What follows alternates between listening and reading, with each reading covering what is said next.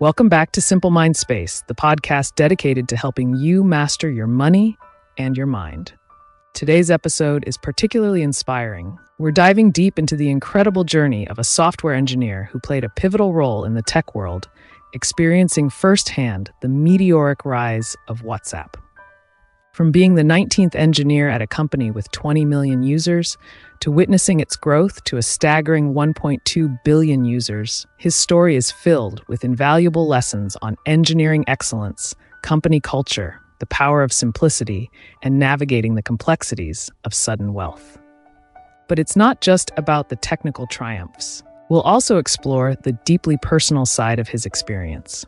How did working at a small startup with immense growth potential shape his views on leadership and mentorship? How did the values instilled in him during his upbringing intertwine with the values that propelled WhatsApp to success? And perhaps most intriguingly, how did he grapple with the life-altering experience of seeing his company acquired for a mind-boggling $19 billion?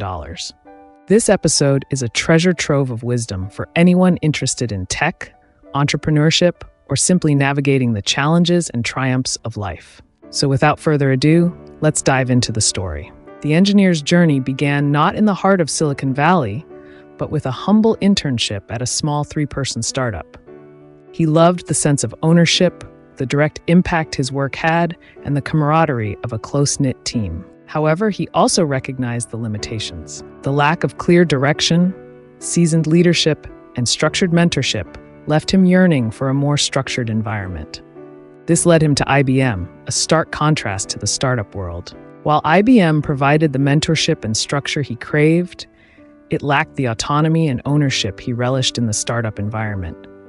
He found himself at a crossroads, seeking a balance between these two worlds. That's when he stumbled upon an opportunity at WhatsApp. At the time, with a modest team of 19 engineers, WhatsApp presented the perfect blend of a small, impact-driven environment and experienced leadership. The founders, both veterans of Yahoo, brought a wealth of knowledge and a clear vision. WhatsApp struck a balance, he recalls. It was small enough where I could see the impact of my work, but the founders had a lot of experience. I felt like that would be a great balance for me to find both ownership and mentorship.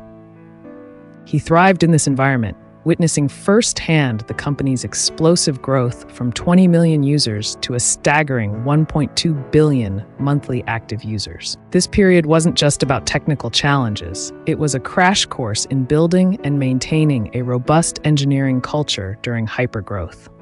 There were several values key to the success of WhatsApp, he explains. As we experienced growth, it was really important to hold on to our engineering culture. He emphasizes one word to describe WhatsApp's engineering culture: challenging.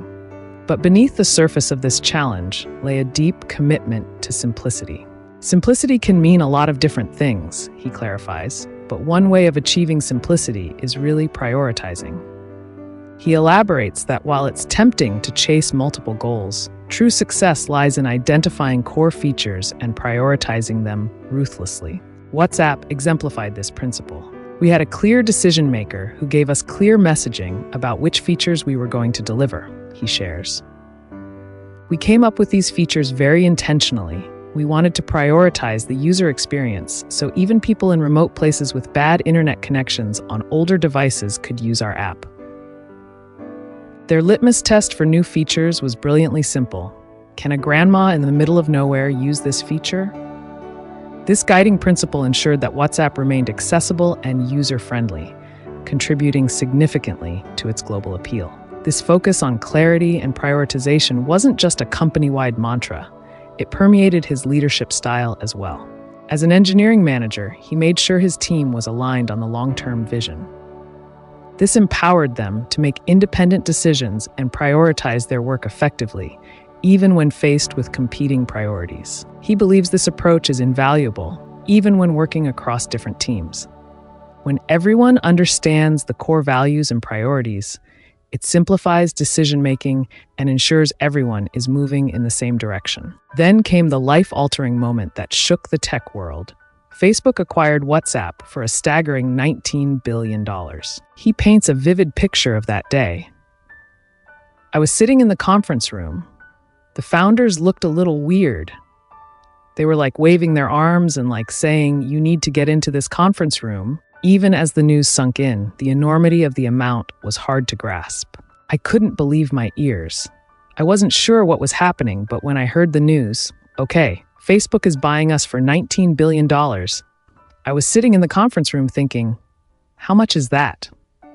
He candidly admits that at that moment, his primary concern wasn't about the implications for the tech world, but a much more relatable one. What does that mean for me? The acquisition was a turning point in his life. Coming from a background where financial freedom was a distant dream, he suddenly found himself in uncharted territory. This experience forced him to confront a profound question we all grapple with. What do you want to do if you don't work? You can stay home and watch TV, he muses, but after a while, TV is kind of boring. He realized that true fulfillment went beyond financial security. It was about finding purpose and meaning in his work, a perspective he believes is shared by many successful individuals who continue to work despite their wealth. He cites Bill Gates as an example. He's still doing so much. He's working all the time. I suspect most of these people who continue to work, they don't see it as work. They see it as a meaningful part of their life. His journey from a small startup to WhatsApp's acquisition for $19 billion is more than just a tech success story. It's a testament to the power of clear vision, relentless prioritization, and a strong engineering culture. But beyond the technical achievements, it's a deeply personal story about navigating sudden wealth, finding meaning in work, and the importance of staying true to your values. So, what are the key takeaways from this incredible journey? Prioritize ruthlessly. Focus on your core strengths and what truly matters. Just like WhatsApp's grandma rule, find simple ways to guide your decisions. Embrace simplicity. In a world of complexity, strive for clarity and simplicity in your work and communication. Cultivate a strong culture. Whether it's a small team or a large organization, a shared set of values and principles is crucial for success. Find a balance between learning from experienced individuals and having the autonomy to make an impact. Money doesn't buy fulfillment. While financial security is important, true fulfillment comes from finding purpose and meaning in your endeavors. We hope you enjoyed this episode as much as we did. If you found it valuable, please like, share, and subscribe to Simple Mind Space for more inspiring stories and practical advice on mastering your money and your mind. Until next time, keep learning, keep growing, and keep striving for your full potential.